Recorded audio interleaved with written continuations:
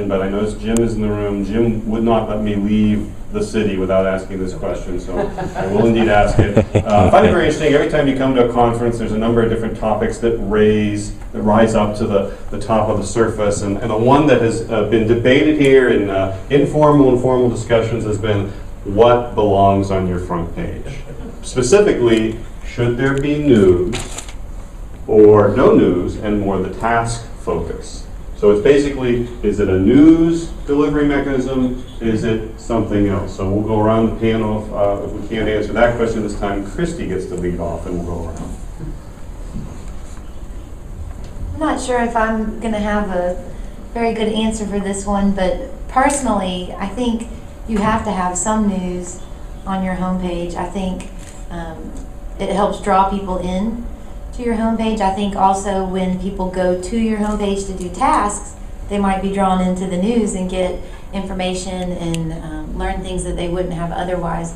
We actually send a summary email at the end of every week with all of the new news articles that have been posted to the intranet. So a lot of our employees don't even get it from the homepage. They bypass that completely by clicking. There's a short summary in the email of the article and then a read more, and when they click that, it takes them to the intranet directly to the articles. So sometimes they pass it completely.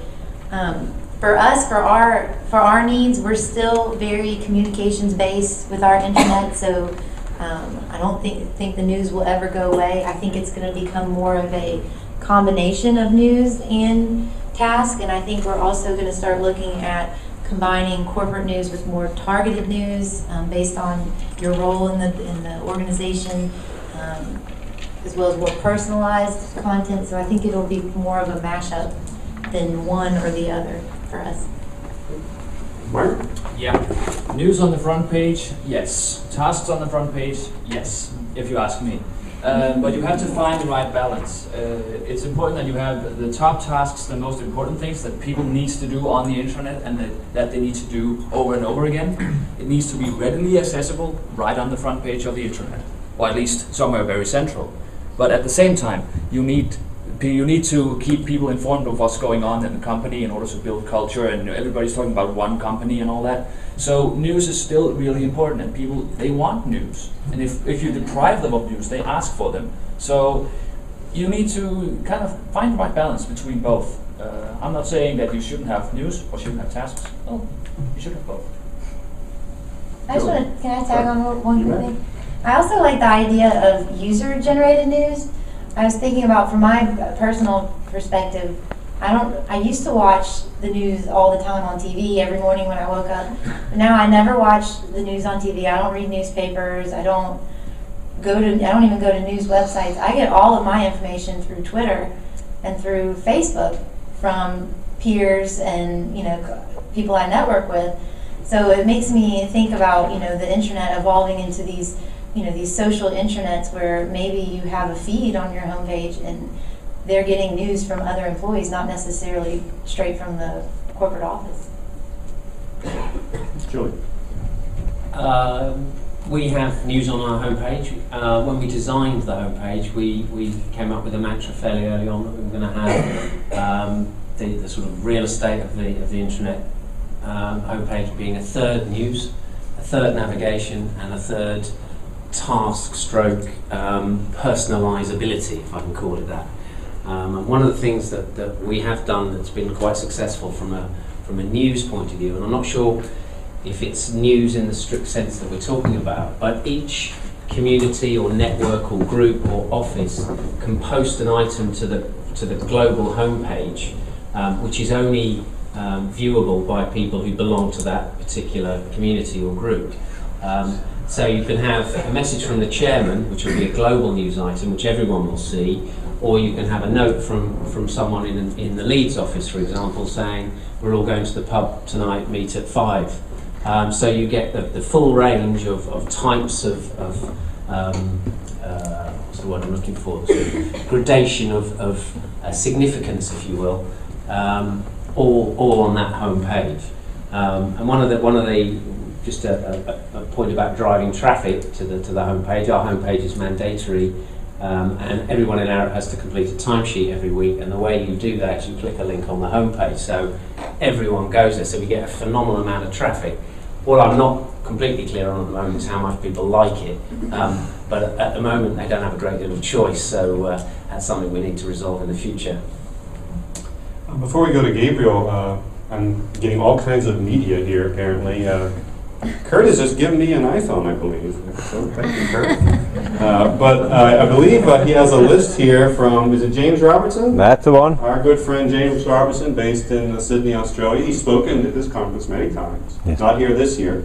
But he has his list of the 7 things that go on a homepage. So I'll interject. James, the 6th silent or missing member of our panel, if you will. 7 things he says should be on a homepage in broad terms. News, navigation, key tools, key information, community and culture, internal marketing, and collaboration. So there's James. Thank you, James, for your contribution here, in absentia, if you will. All right, so back in the circulation, Gabriel, if you will. Okay, after James, there's not very much to add, I would say. But I'd say as with the others, yes, news for sure, task for sure. We would like to add also, we have some corporate strategy messaging. This is about push and pull. So basically we have the news to attract people to come in. We have the tasks easily available to attract people to come in. And when they are attracted to come in, we also have then the chance to use that for sending out corporate messages to as many as possible to everybody.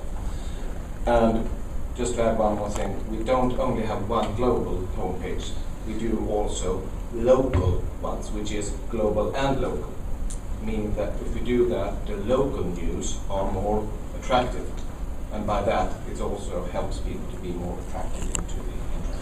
Great.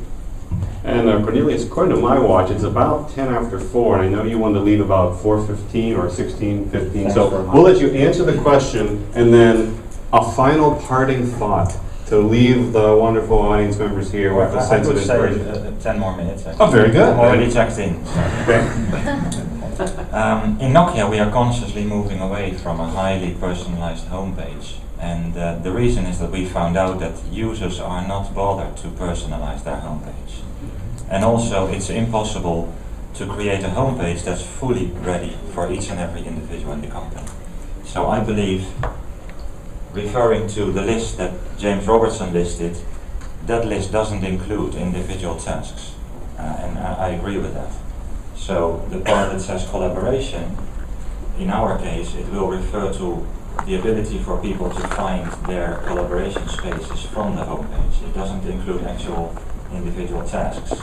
I think if you talk about processes and the individual tasks related to that, you should create dedicated places on your intranet to support that process and those tasks. So there could be tasks on the homepage like people booking their hours. I think that's fine, as long as it's one that's relevant for the whole company.